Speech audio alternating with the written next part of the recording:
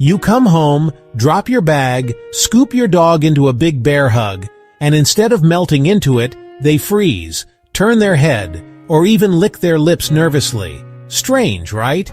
We hug because we love, but for dogs, hugs can feel weird. So why would something so affectionate make them uncomfortable? Today we'll uncover the strange reason dogs actually dislike hugs, and 8 more surprising things most dogs secretly hate. Stick around because number 5 might flip the way you see your dog forever. Dogs didn't grow up in a hugging culture like we did. Their ancestors, wolves, saw restraint as dominance or even danger. Wrapping your arms around a dog's shoulders mimics being pinned down in a pack scuffle. Imagine someone holding your arms tight in public. You'd feel trapped, not loved. That's exactly what a hug feels like to many dogs. They don't associate it with comfort, but with loss of control. This isn't to say they don't adore you. Of course they do. But their natural way of bonding is side-by-side closeness, leaning against you, or curling by your feet. To them, that's intimacy. A hug? It's more like a human headlock. So when you hug, they're not thinking, "I love this." They're thinking, "Why am I being restrained?" Look closer the next time you hug your pup. Do they yawn, lick their lips, stiffen up, or look away? Those aren't signs of relaxation, they're canine stress signals. In fact, a Yale study in 2016 analyzed photos of people hugging their dogs and found that in over 80% of cases, the dogs showed signs of anxiety. But because we humans love hugs, we mistake their tolerance for enjoyment. It's like being forced to smile for a family photo when all you want is to sit down. Many viral cute dog hug photos are actually dogs begging for space. They're saying, "I trust you, but this makes me nervous." If you recognize those signals in your pup, don't panic. They're not rejecting you. They're just asking in their silent doggy way for a different kind of affection. Here's another hidden reason. Safety. Hugs often mean our faces end up right next to theirs. That's fine when your dog's relaxed, but if they're startled or uncomfortable, their natural instinct might be to snap. And children who tend to squeeze tightly are especially at risk. Dogs don't mean harm, they just panic when trapped. Remember, dogs are wired to guard their personal space. It's survival, not stubbornness. And while most dogs tolerate hugs because they love you, that doesn't mean they enjoy them. To your dog, a hug can feel like being cornered in a headlock. Think of it this way, they don't want to hurt you, but they also don't want to feel unsafe. Respect that boundary, and you'll avoid putting them in situations that force them to choose between love and instinct. So, if hugs aren't their favorite, how do dogs prefer to feel loved? Side cuddles, gentle scratches, belly rubs, or leaning their weight against you. Ever notice your pup flop next to you on the couch instead of draping themselves over your shoulders? That's their version of a hug. Science shows that when affection feels safe, both you and your dog release oxytocin, the bonding hormone. But that only happens when touch aligns with their comfort zone. Next time you want a hug, try a slow chest rub or ear scratch instead. You'll see their eyes soften, their body melt, and their tail thump in gratitude. Love, after all, is listening to their language, not forcing ours. The tight leash syndrome. A tight leash feels like constant nagging. Dogs explore the world through sniffing, and when we keep the leash taut, it's like holding their nose shut. A relaxed leash tells your dog, "I trust you." A tight one says, "I don't." Imagine going for a walk but never being allowed to look at your phone. It kills the fun. Dogs crave a chance to stop, sniff, and wander within reason. Science backs it too. Sniffing lowers their stress and satisfies mental stimulation. So when you yank or keep them close like a drill sergeant, they're not just frustrated, they're unfulfilled. Give them leash slack, and they'll thank you with wagging tails and calmer walks.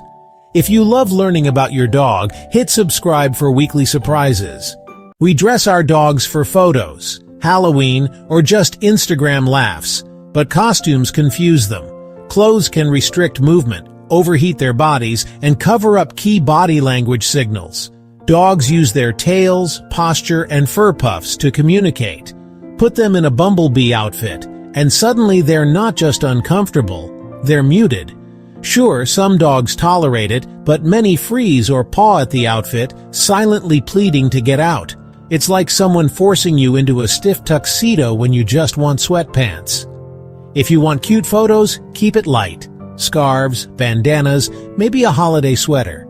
But full-body costumes? For most dogs, that's Instagram fame at the cost of their comfort. You love that fresh, clean scent, but for dogs, it's a nightmare. Dogs live through their noses. Their natural scent is like their ID card. Overbathing strips it away, leaving them feeling exposed. Add in perfumes or scented sprays, and you're basically deleting their Facebook profile. Their scent isn't just hygiene, it's how they connect to the world. Imagine someone deleting your phone contacts overnight. That's how disorienting it feels.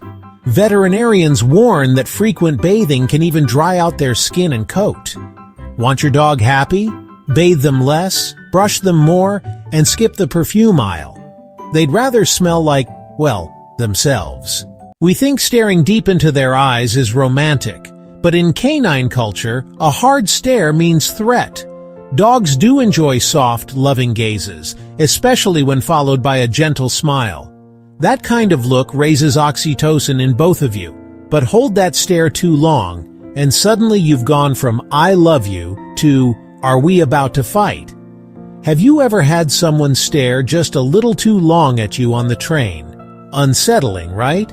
That's what forced eye contact feels like to your pup. Keep eye contact gentle, short, and paired with calm body language. They'll melt with love instead of freezing with nerves. Dogs need between 12 and 14 hours of rest every day.